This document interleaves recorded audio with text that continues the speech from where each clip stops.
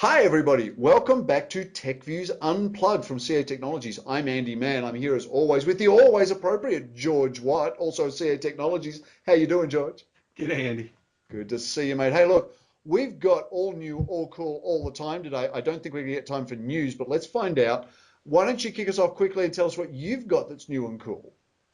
Well, Andy, small is the new big, right? And that's the promise of something called the Q-Box. That's C-U-B-O-X.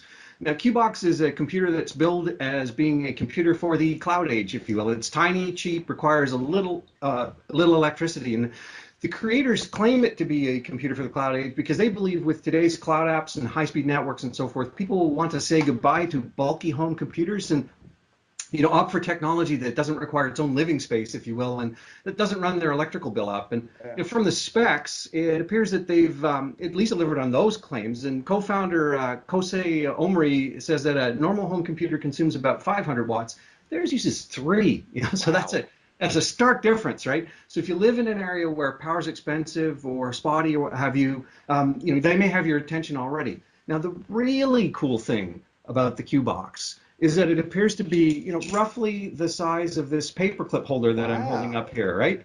And prices range from around $45 for a single core model to about $120 for a quad core. And Whoa. the model I saw actually had 7 ports. I'll try and give you a look at them here. They included Ethernet, USB, Wow. HDMI, right? Now, whether or not you believe this machine will replace your home computer, people are already finding specific uses for it. So, Not bad. yeah, for example, the co-founders report it's really popular for home automation, and having done that in the past, I know, putting a big power-hungry, unreliable, old, ready to go to the curb laptop in charge of your home automation is suboptimal, right? Now, Andy, if you're going to go that way, maybe you'd like your privacy protected while you're using it, right? Oh, yeah, so, yeah, absolutely. so would you like to have a browser that lets you surf without being subject to prying eyes? I know that's a big topic right now, right? And that's the promise of the Tor browser. And Ah, yes. right, so Tor uses a technique called onion routing on top of a Firefox base to protect the contents of the message as well as the origin and the destination. It's like an old spy movie, right, with nested briefcases and so on. In onion routing, essentially messages are encrypted many, many times over and then routed through different network nodes. And as each node receives the message, it only has enough information to decrypt instructions where to send the packet next, right? So essentially, each destination peels a layer of the onion. It's a bit like opening up one of those Russian matryoshka nesting dolls, Oh, yeah, right? yeah, yeah. Yep. Right? And each doll tells you where to send the next one, maybe. So now, ironically, Tor was created with support of the U.S. Navy, but it's driving the NSA crazy, right? So it Yeah. looks like maybe that Army Navy rivalry's found some new battleground, if you will. So there may be a little hope for personal privacy while you're browsing. Though I suppose the paranoid amongst us might suggest that Tor could also be a honeypot that's just collecting information. So Andy, you might have to keep using the public library if you want the fact that you're a believer to remain a secret, right? So Yeah, I'm on tour with Justin next week, man. that's right. So using Tor for your browsing along with Raspberry Pi or a Qbox or something might be a nice way, actually, though, to protect your home banking software, which you might have somewhere else on your laptop or desktop. And this type of thing is becoming more popular. In fact, I recently read an article that showed how to use Raspberry Pi to create a Tor wireless access point. So it looks like the march of small connected things continues. That's really interesting, really smart. I mean, I'm loving this whole progression of the Internet of Things, of these small connected things, dedicated small boxes. I mean, a perfect box for that sort of privacy application, like you said. I know I was reading about Starbucks. Now, we know Starbucks, we've talked about Starbucks in a book and amongst other places. They're sort of a bellwether for technology innovation, using smart payments, near-field communication, their loyalty program, their smartphone app, very successful. Now, they're actually using the Internet of Things as well in store now. They've started this program where they're using sensors to monitor their refrigerator, to monitor the espresso machines. So, it can tell employees where the milk is about to go off, for example. If they need to go and get some more milk, they can track what recipes customers preferred, because you start to connect these sensors in the machine with the near-field communication of the customer. So you start to understand who the customer is and get really close to that as well. So in future potentially, you'll be able to sort of walk up to the espresso machine and just tap your phone on the back of it, and it will make the drink you want. Yeah, really impressive the way that Starbucks and many others are starting to use these connected devices to really keep innovating, improve people's lives, get closer to customers, get more information. I'm loving the Internet of Things. And now it can have its caffeine fix. Yep, exactly. So, Andy, we can't have an episode of New and Cool without me discussing at least one life-improving New and Cool item, right? Oh, you always find good, new, and cool. Yes. So this week I might even have more than one, but the first one it's another fantastic example of what we call in the book, I think, innovation and use of purpose, but it's use of an existing technology to do something new and cool, and that's something that you and I both love to see. In Sweden, they're using good old SMS, if you will, technology to save lives. So people who are trained in CPR can register with a program named SMS Lifesaver. And when someone in Sweden calls 112, which is the equivalent of 911 emergency where you are, all volunteers in that program within 500 meters of the person that needs help will receive a text message. Now, rapid response is critical for emergencies like this because the odds of surviving a cardiac arrest, for instance, drop 10% for every minute it takes for a first responder to get there. So these volunteers, they arrive before first responders in more than half the cases. And since they've introduced this program, 9,600 people, great people in Stockholm, have registered, and survival rates in Stockholm County have risen more than 350%. Wow. So I guess it's worth a tip of our hat, if you will, metaphorically, to the founders and members of the SMS Lifesaver program. It's innovative, simple, effective. It's just awesome. Yeah, brilliant. I know they've been using SMS in Africa to verify, for example, the validity of prescription medications. So all these old technology, you don't have to have brand new technology for it to be new and cool, right? Exactly. Using SMS, indeed.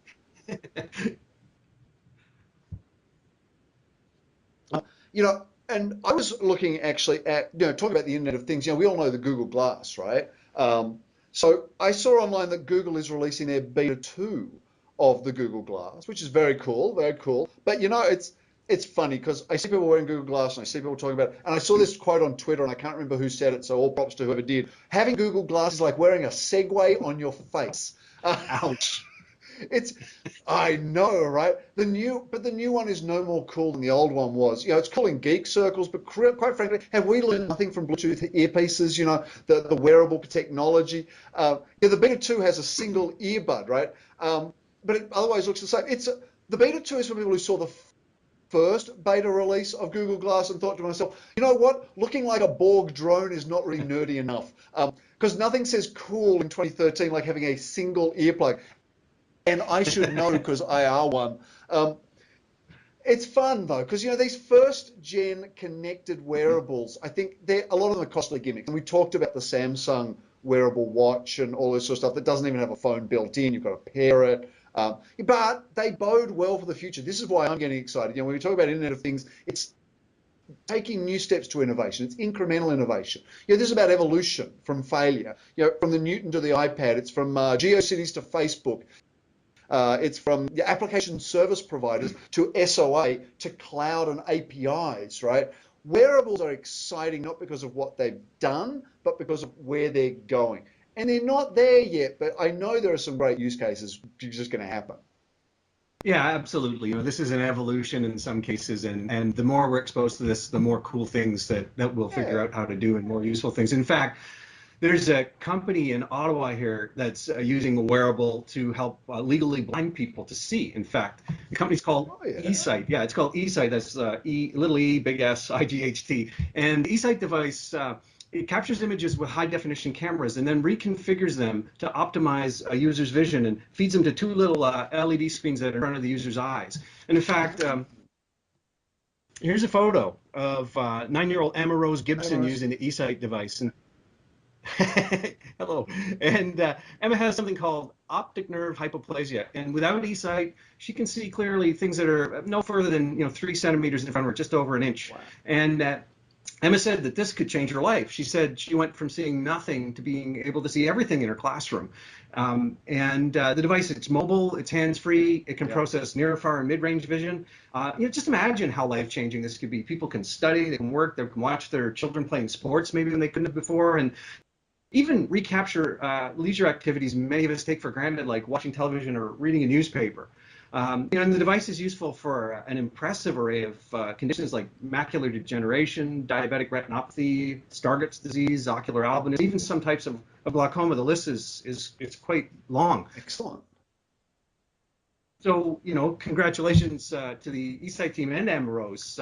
Andy, this is what technology is really all about, right, for us. And there's an awful lot of innovation going on with cameras and so forth. I've even read a couple of stories about 3D sensing with mobile devices. And so, we're getting better and better at it, as you said. Yeah, no, it's fantastic. And this is the promise for me. The promise for me of the Internet of Things and of wearable computing is not sort of first world geeks like me running around with a Segway on my face, right? The promise of it is people like Amarosa being able to see. That's what technology should do. Hey, George, we're coming up against time. We've got a bunch of stuff. Maybe we'll put some links down below to cover the stuff we couldn't. But right now, I think we have to get to the quickfire round. Okay. So I'm going to start a timer right now, and George, your time starts now. George, Tech Girls rocked the Google Science Fair. Innovative methods in cancer research, organic plastics. Is this a good thing or a great thing? Oh, it's absolutely a great thing. Over half this year's finalists for young women, in fact, and plastic from banana peels, diagnosing melanoma with a camera, predicting tumor spread. Awesome. And in eWeek, Don Riesinger outlined 10 must-have smartwatch features. Did you get them all? I saw this. He got some of them, but this is the tip of the iceberg on what current wearables are missing. George, a study that I read says that 38% of children under 2 years old use mobile devices for games, video, media. Should they be starting earlier than 2? Well, it's certainly a testament to the intuitive, engaging experience we can provide. But let me ask you, when should a child be given their first mobile phone? George, don't ask me. I'm the uncle that gives the nieces, nephews, and godchildren ice cream for breakfast. Speaking of deals, I read that IT needs to change its approach to procurement when buying cloud services. So is this more than just using the company credit card? Well, that article is it's a great word of caution. And I'd also add, though, that you may need to completely reevaluate your procurement process, right?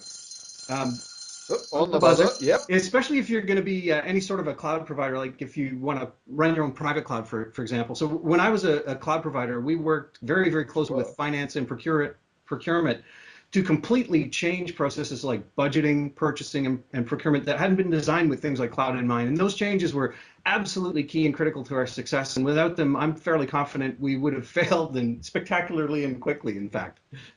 Yeah, absolutely. Hey, George, that's all we have time for, but we always have time for a shameless plug. So all I'll leave you with is CA has a new office in the middle of Santa Clara, just off the 101. We're hiring. So if you're watching this video and thinking, how do I get involved with all this cool stuff? And what has CA got to offer me? Go check out our website, ca.com/careers. Really exciting stuff. Hey, George, that is all we have time for. For my colleague from CA Technologies, George White, I'm Andy Mann, also from CA Technologies. We'll see you next time on TechViews Unplugged. Bye-bye now.